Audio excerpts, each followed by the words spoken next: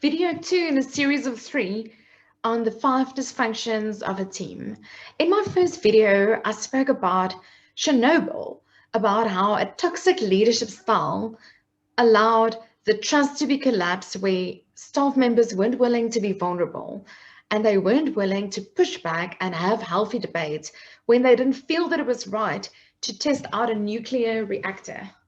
So, what can we do about changing that around in the business? The third level, if people don't trust each other and they don't have a fear of conflict, then they will never be able to have any commitment. So what you often find in teams is people are just talking about everything that's happening, but they never commit to actually make any changes or do any movement in their business.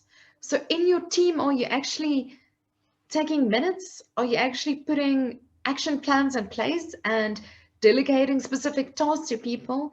And are people actually committed to sticking to those deadlines and doing those tasks? The next level is the level of accountability. So if people have not really committed to doing something, how are you going to hold them accountable?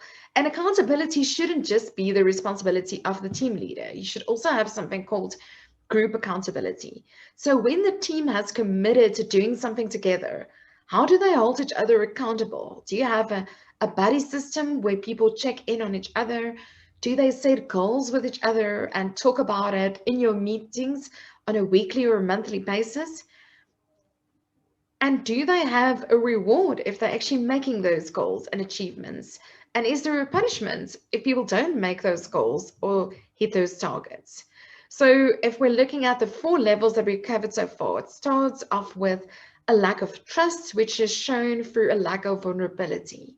Then we're getting into the fear of conflict, where people don't want to have healthy debate. They don't want to push back, and they don't actually want to say if they don't agree with you. So you as a leader don't actually know that something is wrong. Then you're getting to the third level, which is a lack of commitment and buy-in. When people don't commit to do something, there's no deadlines and there's no delegation to who will be doing what. And then finally, we're getting to the fourth level, which is accountability, and where you as the leader and the team need to hold each other accountable.